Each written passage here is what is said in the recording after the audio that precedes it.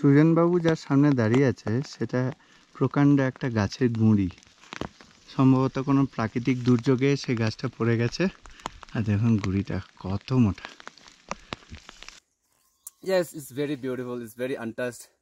आपको हर दिन एक नया एक्सपीरियंस मिलेगा। ग्रासलैंड्स हो गया डे 1 में, डे 2 में इस तरह का जंगल है। You can look at the foggy, this is the misty forest. Yeah, day 2 was a beautiful day in the jungle. We enjoyed it so much. All the bamboo and all the flowers and all the fungus. A lot of insects.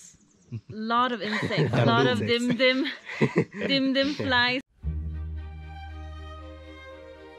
20 June 2024 camp 1 থেকে পায়ে হাঁটা শুরু করলাম।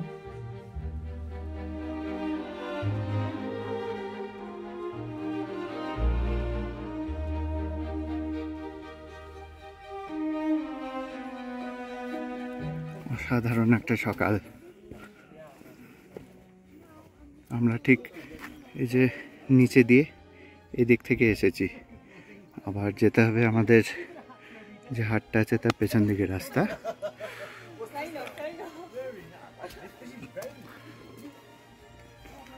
এদিকটা একটা toilet করা আছে, ওদিকেও ছোট ছোট দুটো আছে টয়লেট। সবাই রেডি হচ্ছে সেকেন্ডের জন্য।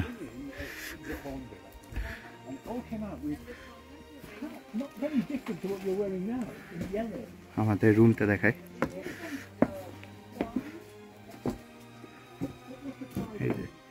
এই রুমটায় আমরা ছিলাম, এখানে এই তিনজন আমরা একসঙ্গে এই বেডটা ছিল। এখানে ছিল অ্যালেন।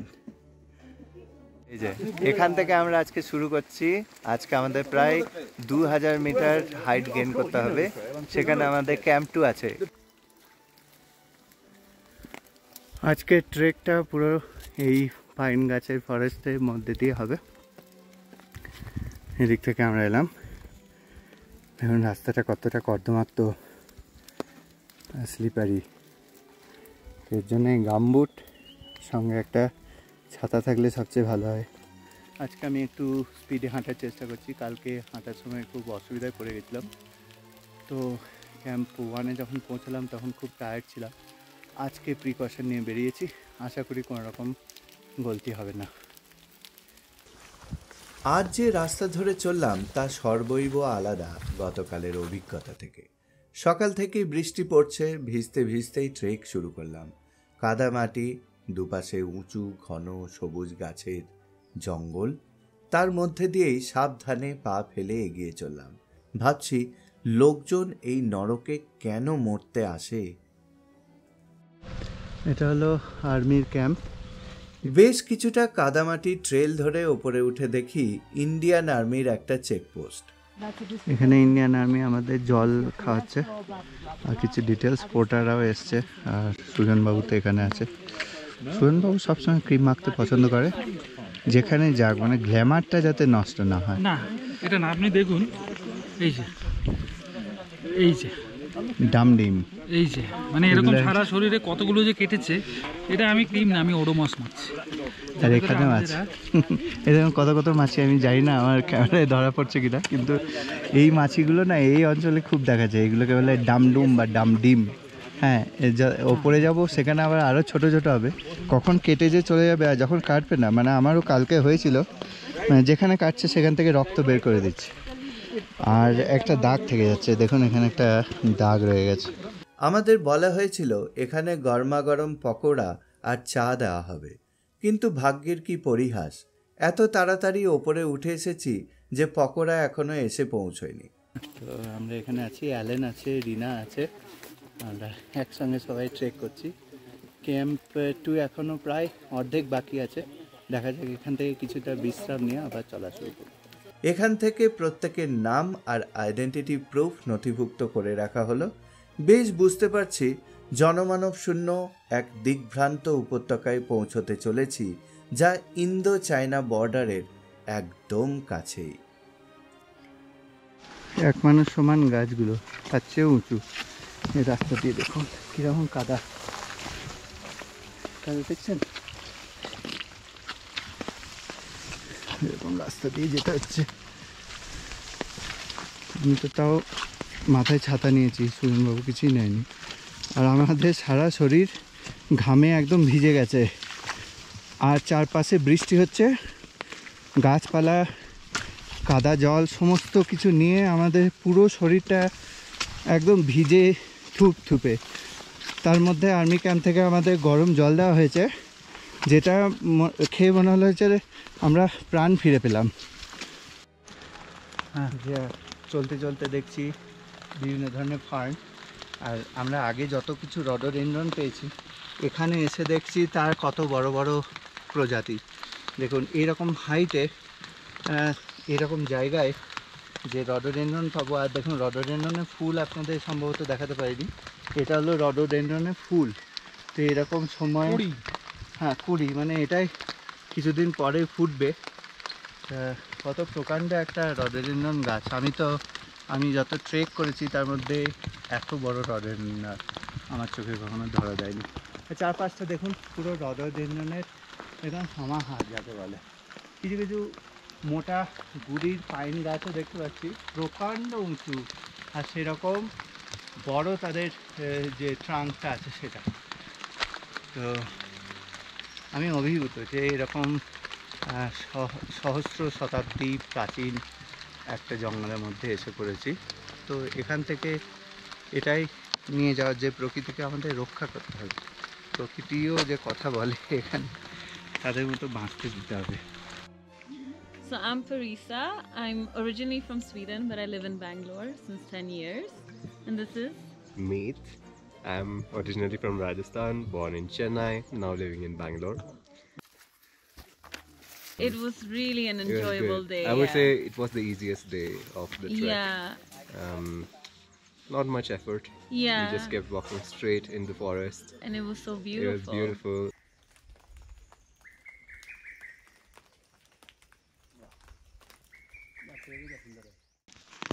সম্ভবত কোনো প্রাকৃতিক দুর্যোগে সেই গাছটা পড়ে গেছে। আর দেখুন গুড়িটা কত মোটা। আমাদের সঙ্গে আছে মোহন ভাই, আমাদের গাইড। আমরা প্রথমে চললাম বলে উনি আমাদের সঙ্গে আছেন। মোহন भाई कैसा लग रहा है? हम लोग क्या कर पाएंगे?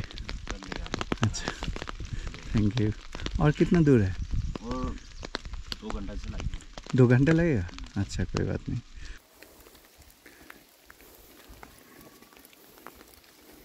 Good morning Martin. Good morning.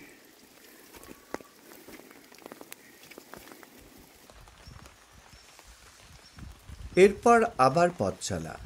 এখন তো এমন সব জায়গা দিয়ে চলেছি যেখানে আদৌ কোনো মনুষ্য পদচারণ করেছিল বলে মনে সন্দেহ জাগে।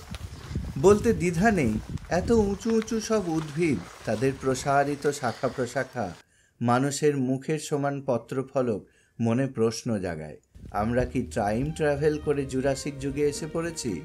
আহা, কি আদিম এ অরণ্য, কত প্রাচীন প্রাণের উপস্থিতি এখানে।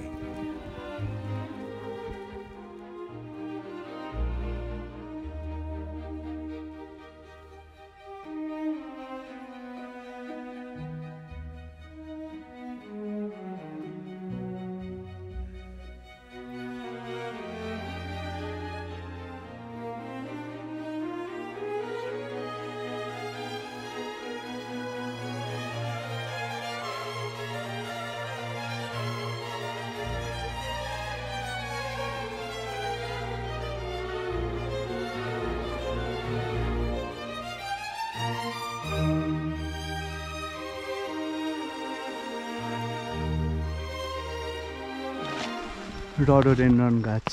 এটা ফুল হচ্ছিল, ফুল হতে হতে যেহেতু সময় নেই পাতা হয়ে গেল, টাইম চলে গেছে, কারেন্ট চলে গেছে। আমরা ছোটবেলা থেকেই শুনে এসেছি যে ফুলের রং কখনো সবুজ হয় না।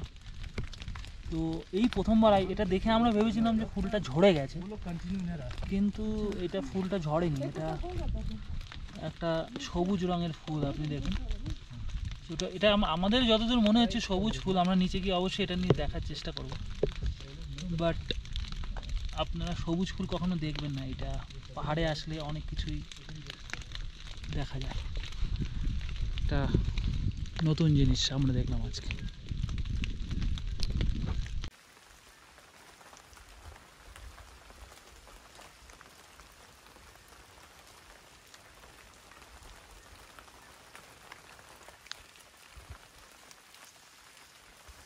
অরুণাচল প্রদেশের এই আপার দিবং ভ্যালিতে ইদু মিশমি ট্রাইবের লোকজনের বাস।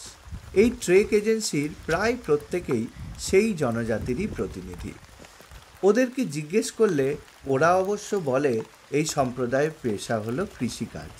তবে সত্যি বলতে কি, আনিনিতে আসা স্থক সেরকমভাবে কোথাও চাষবাস করার মতো জমি জমা চোখে পড়েনি। পরে আবিষ্কার করেছিলাম এই সম্প্রদায়ের আসল পেশা হলো হান্টিং বা শিকার। বস্তুত এই যে পথ দিয়ে আমরা 7টি হ্রদ দেখতে চললাম, সেই দিশাও কিন্তু এই অঞ্চলের শিকারীদের বাতলে দেওয়া দিক নির্দেশ ছাড়া আর কিছুই না। তো দীপুদা যাচ্ছে, দীপু আমাদের ভাবুন, মাঝে মধ্যে আমাদের মনে হচ্ছে যে সত্যি কি এখানে রাস্তা আছে, ব্যাপারটা এতটাই আনকোড়া। তো ভীষণ চাপেরও রাস্তা এটা, তো হড়কে যাওয়ার খুব সম্ভাবনা এখানে আছে। খুব দেখে দেখে সাবধানে পা ফেলে ফেলে যেতে হয়।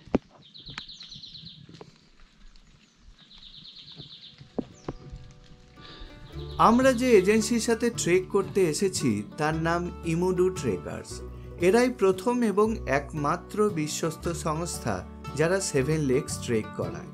এই গ্রুপের সাথে যারা আছে, মানে জিমু থেকে শুরু করে মোহন ভাই, রাজু, সবাই শারীরিকভাবে দারুণ ফিট এবং পাহাড় জঙ্গল সম্পর্কে অনেক কিছুই জানে।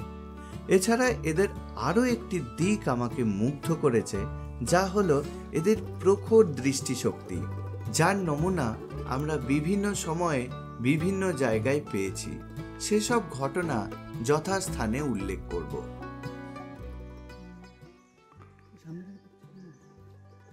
কত বড় বড় মাশরুম দেখুন।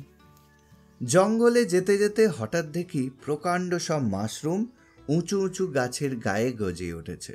ভাবলাম এই মাশরুমগুলো যদি রান্না করা যেত তাহলে একটা মাশরুমে 4 জনের খাবার হয়ে যাবে।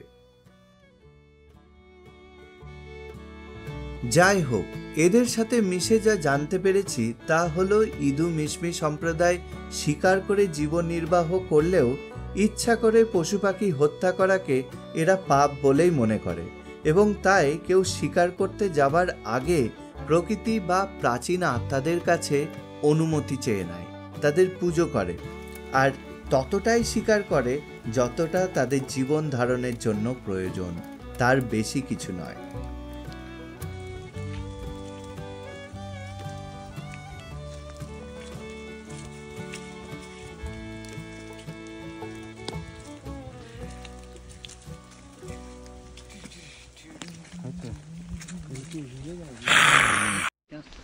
This is Savita. You can't see. Oh, sorry, it's gone. That's right. Everybody is there. Oh, voodoo. Is it Barnaby? आपका नाम क्या है? Sorry. Barnaby, my. I'm sure correct. Yeah, I'm sure correct. क्या मिला है एक बार दिखाइए. If you already poured, you have. No, you have it. One more. Savita, can you please open this? No, perfect. We might as well just carry one. Tan tan. Surprise! Hey, but Surprise. that's not poha. That's noodles. Poha is there. Inside? Yeah. Okay. We have to wait for 5 minutes, is it? This is a very warm soup. এবার দেখাই কোথায় এরা গরম করছে। দেখুন, মোহন ভাই একটা stove নিয়ে এসছে, গ্যাসের স্টোভ, সেখানে সমস্ত স্যুপগুলো গরম করে করে দিচ্ছে।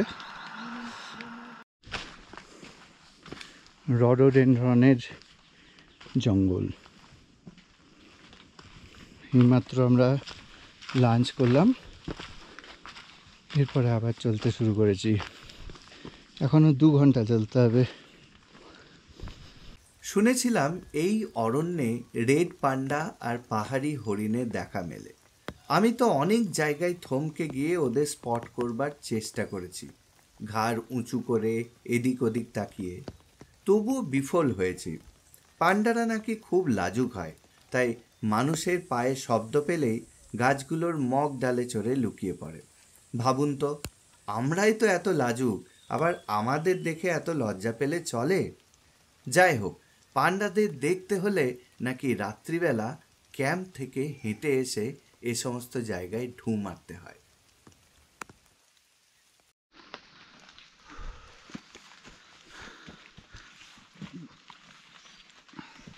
দেখুন, এই রাস্তাটা কেউ বলবে এটাই রাস্তা? এটা পথ হারিয়ে যাওয়ার একটা আদর্শ এক্সাম্পল হচ্ছে এইটা, যেখানে আপনার কোনো জুতোর দাগ নেই, সব ভুলে গেছে, মানে শ্যাওলা ঢেকে দিয়েছে রাস্তাটাকে, এবং আপনি এখান দিয়ে বুঝতে পারবেন না যে কোথা থেকে যাবেন। তো যে কোনো পাহাড়ি রাস্তায় এটা খুব দেখে চলতে হয় যে কোথা থেকে যাব। তো নর্মাল ট্রেকিং রুটে এগুলো পাওয়া যায় না, এখন কমে গেছে আমি বলবো, কিন্তু অরুণাচলে এসে আবার সেইটা দেখতে পাচ্ছি। তো এটাও প্রায় 45 ডিগ্রি ইনক্লাইন্ড। এগুলো চড়তে খুব ভীষণ শরীরের সমস্ত এনার্জি এই রাস্তাগুলো নিয়ে নেয়। একটা ছোটো প্রজাতির রোডোডেনড্রন, বড়গুলো সব পড়ে গেছে, কিন্তু আর একটা ছোট্ট প্রজাতির রোডোডেনড্রন এখনও রয়েছে। ঠিক গাছের থেকে নিচের থেকে একটা ফুল কুড়িয়ে নিলাম। দেখুন এগুলোর থেকে সাইজে বড় হবে, এগুলো অরিজিনাল এত বড় বড় হয়। দিন শেষে আমরা যে ক্যাম্পে এসে পড়লাম সেটা এই পাহাড় অরণ্যের মধ্যে একটা অবতল অংশ বিশেষ, যেখানে জলের একটা ধারা পাওয়া যায়, যা ধরে রেখে পানীয় জলের ব্যবস্থা করা যায়। বৃষ্টির কারণে গোটা এলাকাটা স্যাঁতসেঁতে এবং কর্দমাক্ত। ভাগ্যিস ট্রেকিংয়ের জন্য কাঠের দুটি ঘর এখানে বানানো হয়েছে, যাতে নিরাপদে রাত্রিবাস করা যায়। গরম জল দিচ্ছে। আমাদের প্রায় 1 সপ্তাহ ধরে ট্রেক করতে হয়েছিল, আর ট্রেকিং এজেন্সির প্রায় সকলের সাথেই বেশ বন্ধুত্ব গড়ে উঠেছিল সেবার। তবে এই কাঠের ক্যাম্পটা নিয়েই একটা ঘটনা শুনেছিলাম তাদের কাছে। যেমনটা শুনেছিলাম তেমনটা বলার চেষ্টা করছি। এই পৌঁছে গেছি, জামা খোলার পর এই দেখুন এই হচ্ছে অবস্থা। জামা পুরো গেটওয়ে ক্যাম্পে পৌঁছেছি, এখানে আমরা থাকবো সবাই মিলে। আর এই জায়গাগুলো মানে সব কিচেন রুম, আর প্রচণ্ড কাদা চারপাশে। কাঠের ঘরগুলো নির্মাণের আগেকার ঘটনা। ইদু মিশমি সম্প্রদায় যে ভূত প্রেত বা আত্মায় বিশ্বাসী সে কথা আগেই বলেছি। এই ক্যাম্প সাইটটা লোকবসতি থেকে এতটা দূরে যে প্রতিদিন এত এত রাস্তা পেরিয়ে এসে কাঠ কেটে মাপজোক করে পাক মাটিতে ভিত তৈরি করে ঘরগুলো তৈরি করা অনেক কষ্টসাধ্য। তাই ঠিক হলো জনা 10 একটা টিম এসে কিছুদিন থেকে ঘরটা বানিয়ে রেডি করে দেবে। তবে এখনকার মতো এত ফাঁকা ফাঁকা তো ছিল না, জায়গাটা ছিল জঙ্গলাকীর্ণ, বুনো পশু পাখির বাস। তা প্রথম রাত্রে যখন দলের লোকজন তাঁবু গেড়ে রাত কাটাবে, তখন হঠাৎ চারপাশের পাহাড় জঙ্গল ভেদ করে অসংখ্য অশরীরী দল নাকি নেমে এসেছিল। তাদের কাতর কণ্ঠে যে ভাষা বেরিয়ে আসছে তার মানে হয়তো কেউ জানে না, তবে এটা বেশ বোঝা যায় সেই ভাষা ছিল শ্লেষ মেশানো, সাপ সাপান্তে ভরপুর। পরদিন সকালে সেই টিমের সবাই ফিরে গেছিল। তারপর থেকে যারাই আসতো কেউ রাত্রিবাস করার সাহস পেত না, দিনে দিনেই কাজ করে ফিরে যেতে হতো। এখনও নাকি মাঝে মধ্যে এই ক্যাম্পে এমন কিছু অভিজ্ঞতা হয়, এমন কিছু শব্দ শোনা যায়, এমন কিছু জিনিস চোখে পড়ে যার ঠিক ব্যাখ্যা বলে কিছুই হয় না। তবে বলাই বাহুল্য আমাদের সাথে সেরকম কোনো অনুভব হয়নি। After we reached Camp 2, we played a few games. We played Kobo, introduced these guys to Kobo thanks to Parisa. And yeah.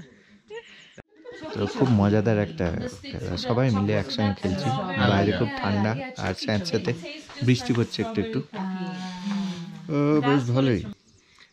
Found it very difficult to sleep. All in the same room. All in the same room, a lot of But snoring. it was cozy. Yeah, it was cozy. It But was yeah. also an experience. Yeah, it was also Yeah, an it was an experience. experience. And it brought us closer together to have that shared space, which I liked a lot actually. Yeah, I do think after day 2 Yeah. we sort of got closer together. Yeah, we got to even know more. each other better. গল্পের বুনোর যখন শুরু করেছি তখন কালকেও শোনাবো নতুন এক উপাখ্যান।